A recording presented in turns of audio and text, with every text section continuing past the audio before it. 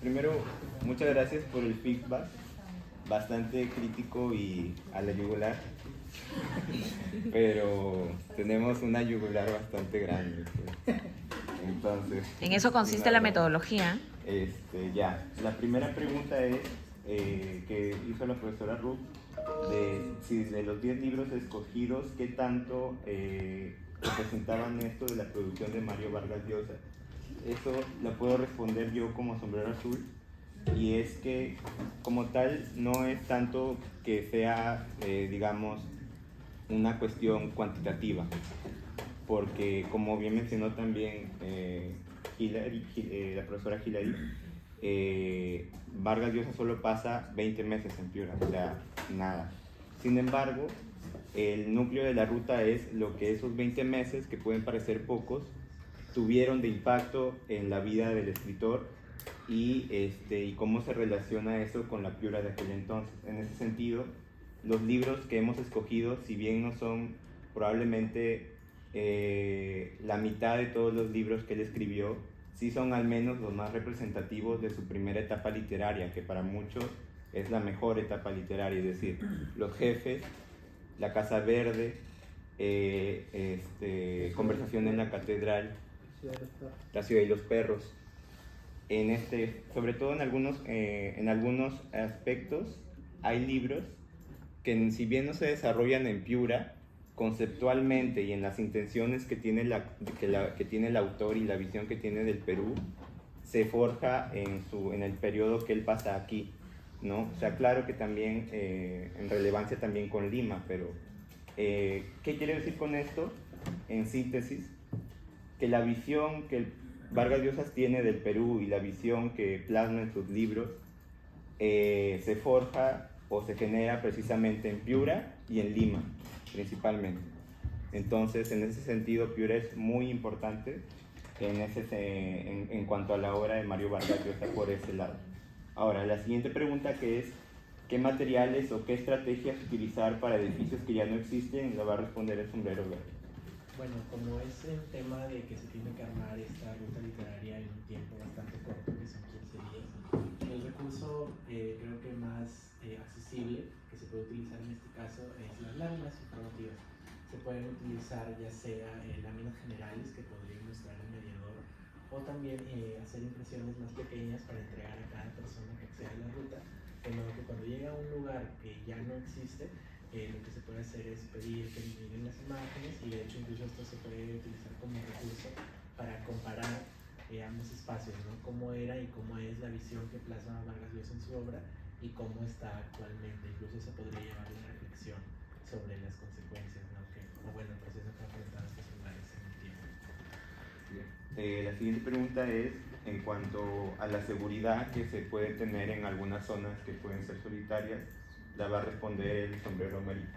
Sí, bueno, entre los aliados de la ruta estará así la municipalidad y Serenado, porque durante el proceso de formulación nosotros los gestores hemos recorrido los puntos de la ruta y sí nos hemos dado cuenta de lo mismo que la profesora Ruth ha señalado. La inseguridad en algunos puntos es notable. En este caso el malecón Iguiguren sí es necesario el acompañamiento de seguridad como el Serenado. Entonces, al trabajar con la municipalidad, que es la encargada de administrar la ciudad, se va a garantizar este ítem. La siguiente pregunta es que Mario Vargas Llosa efectivamente es antipático. Pues bueno, era antipático, ¿no? O sea, en todo caso, era un personaje con bastantes sombras y bastantes matices. Entonces, esa respuesta a pregunta la va a responder sombrero rojo. Sí, bueno, quiero ser efectiva y entrando a la gestión cultural, porque creo que cada uno de nosotros tenemos una postura de acuerdo a Mario Vargas Llosa. Sin embargo, metiéndonos en el campo de la gestión cultural, no solamente es el único personaje histórico o literato, etcétera, que tiene ciertos matices. Hay muchos en que nos va a tocar mediar ese tipo, nos vamos a topar con ese tipo de situaciones. Entonces, lo que creo que podríamos considerar no es exaltar a un personaje, sino hablar de una persona, hablar tanto de sus o sea, de sus aportes como de sus desaciertos, pero sobre todo de reflejar cómo la obra muestra momentos de Piura. Es más que todo la visión de cómo es que a través de sus obras habla de Piura, puede comentar sobre Piura, cómo era, en qué momento sucedió, qué costumbres estaban en aquel entonces. Entonces es más que todo esa visión, ¿no? Sin, digamos, halagar a un personaje que no se puede negar que pueda tener sus defectos y sus no virtudes. Entonces en ese caso es como una herramienta educativa en la cual al finalizar la ruta turística, ok, con esta información que me han brindado los mediadores, yo puedo formar mi propia postura. Me puede gustar esto de que, ay, qué chévere que ha tocado este tema en tal obra, entonces yo sé, me estoy empapando de conocimiento, que es justamente lo que este curso, que justamente es pensamiento crítico, hace, ¿no? De que yo recibo cualquier tipo de información, pero yo hago mis propios matices de acuerdo a mi pensamiento, de acuerdo a mis ideas, no con sesgos, sino con datos reales que no se lleven por el mito o cosas así, sino por lo que yo puedo considerar. Sí. Bueno, Disculpe, complementando, se debe entender que mostrar que la ruta no está celebrando ciegamente a Mario Vargas Llosa, sino que está reflexionando o busca reflexionar sobre su impacto, sus contradicciones propiamente y su vínculo con la ciudad. Sentimos que lo importante es reconectar al público con la historia, no con la idolatría. La emoción debe centrarse en Piura, en su riqueza cultural y cómo Mario Vargas Llosa llevó fragmentos de esa tierra al mundo. Bueno, también es importante, si me permites, Roxana, enseñar a partir del mal ejemplo. Por lo menos decir, mira, esto no lo copien, lo hizo Mario, pero tú no, ustedes no. No te cases. O sea, exactamente, por ejemplo, ¿no? Y menos le seas infiel, porque la infidelidad no es algo para seguir el ejemplo, ¿no? También, si acaso surgiera preguntas, porque personas que busquen lo sórdido, van a ver, alguna por allí lo decía, pero ¿es verdad que se casó con su tía, prima, lo que fuera? Entonces, ¿cómo saber aprovechar ese aspecto negativo y utilizarlo como un ejemplo para no repetir? Sí, justamente desde el sombrero amarillo lo habíamos pensado como convertir los problemas en una oportunidad, que esta es una oportunidad de fomentar el diálogo, que al final es algo que se hace en la mediación, ¿no? Se dan los datos y se busca que las personas dialoguen sobre un tema que al final no va a tener una respuesta buena ni una mala, sino el pensamiento crítico de cada uno. Y bueno, eso, como lo dicen mis compañeras, que al final Mario Vargas Llosa no es el fin del proyecto, es un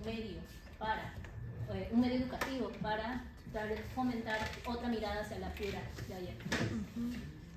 Profesora, sí, en la línea en la que van mis compañeros, lo que se busca con la ruta es evitar eso, el morbo, porque hay algunos datos en los que algunas personas están interesados, pero que no nos interesa conocer, sino presentar datos reales, ¿no? Y de acuerdo a eso, estimular el diálogo, como bien lo dice Maricielo, y además es un ejercicio para desmitificar a los ídolos, es decir, no verlos tan lejanos, conocerlos como seres humanos, con errores y también con aciertos, ¿no?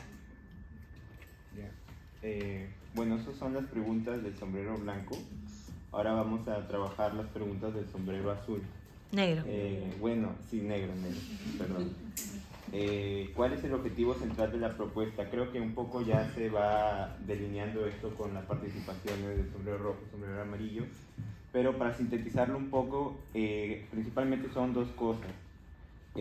Uno, aprovechar a Mario Vargas Llosa para reforzar un vínculo de identidad con la ciudad, ya que Vargas Llosa vivió una Piura muy específica en el tiempo, y también con cosas muy características que es importante que se puedan recordar o se puedan valorar.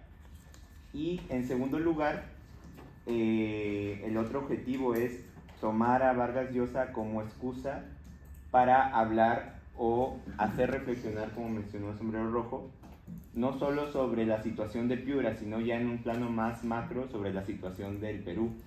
ya que si bien Vargas Llosa tiene sus contradicciones y sus aciertos, él es un hijo de su tiempo, y mal que bien, en sus libros, sobre todo los de la primera fase, expone algunos problemas muy fundamentales que desde la visión que hemos tenido al menos Lincoln y yo, todavía se mantienen en el Perú hasta el presente, y es importante reflexionarlo, sobre todo porque teniendo en cuenta que él se llevó esa visión del Perú no estando en Lima, sino ya desde muy temprana edad viviendo aquí en Piura. Sobre todo, o sea, por ponerlo en un tema concreto, la cuestión del autoritarismo, la degradación moral, etcétera, que precisamente por eso es que esos antivalores que se ven en su figura no solo son sus antivalores, sino la de toda una sociedad de ese entonces y probablemente también de ahora.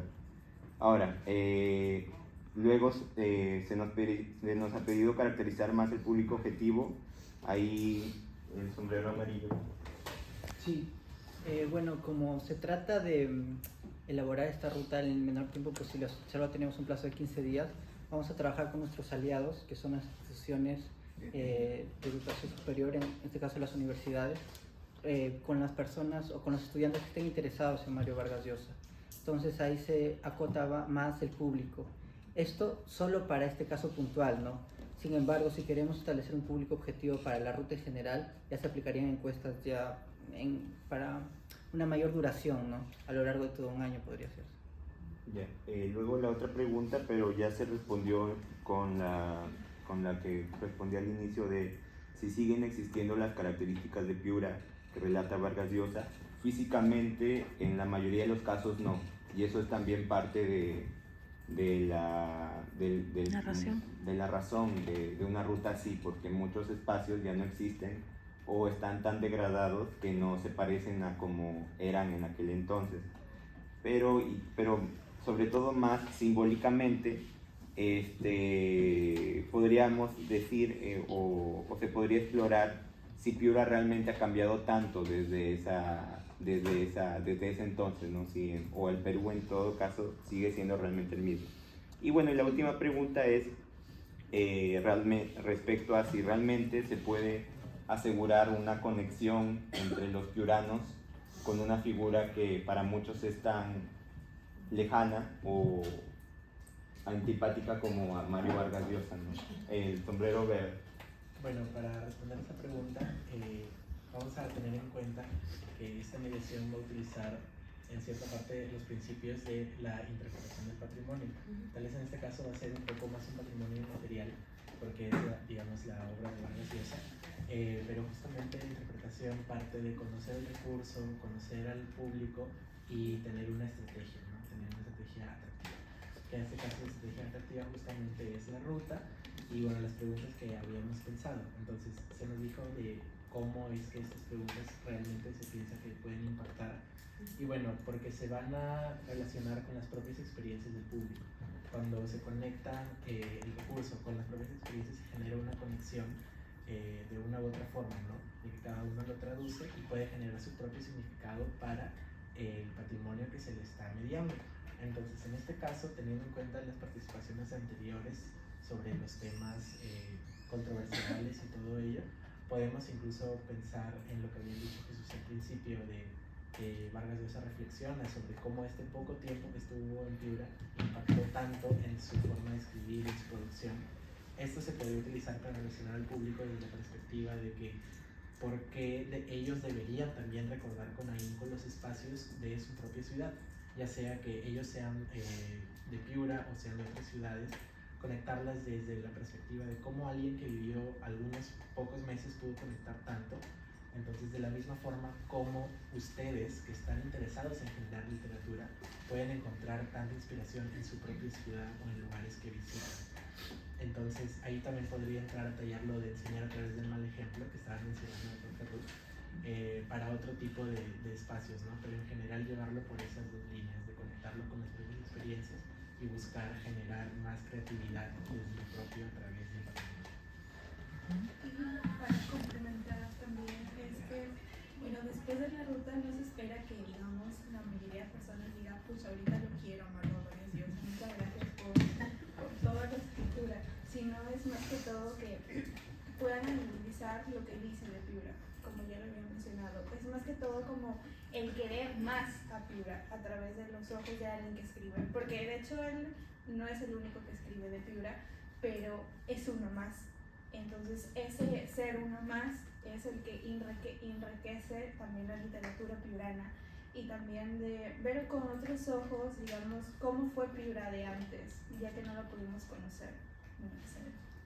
Creo que un elemento clave de esta ruta, para que no sea solo literatura y que miren así, ay, qué aburrido todo el campo, es insertar la mangachería, hacer alianza con... Hay todavía, ¿saben, no? Hay una panadería chiquitita en donde venden unas empanadas deliciosísimas y venden, ¿te acuerdas del doctor Rosales que nos traía de cuando en cuando? Sí. Conectar, hacer alianzas con esa pastelería, esa panadería, y hacer, como van por la plazuela Merino, llegar a ese punto, comer, porque esa es zona mangachería, y luego continuar ese retorno hasta la Plaza de Armas. Creo que vendría perfecto. Esa panadería, Ruth, es la única que quedaba en Piura que hacía pan de piso. No sé si han escuchado esa expresión del pan de piso. Pan de piso. Sí, que no sé qué forma tiene el horno, pero es un pancito muy típico de aquellas épocas. ¿Ya? Sí. Entonces, efectivamente, o sea, una tradición jala otra, o una narración jala tradiciones. Claro, mira cómo se va enriqueciendo la idea. Sí. Súper. Es que sería la cereza del pastel. O sea, si hacen todo un recorrido y tienen esa parada allí para comer un gofio, Así que es. hace mucho que no se hace, o un postre de la antigüedad, de tiempo de Mario Vargas Llosa, y una chicha morada o lo que fuere, vamos, es que regresan a la Plaza de Armas más que contentos. Excelente. Creo, ya quiero hacerla ya. Ya se va animando. En práctica, de verdad. O sea, que estas 2 horas de trabajo sirvan para... Exacto. para que lo Esa es la hagan. idea. Esa es la idea. Imagínense solo cobrar ya 20 soles por persona. Imagínense que pagan 5 soles de esto y todo lo demás por persona es para los gestores.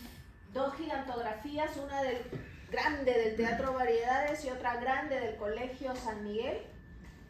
Y luego todos los demás grupos, en un día recuperan la inversión, chicos. No necesitan de asociaciones que les generen recursos.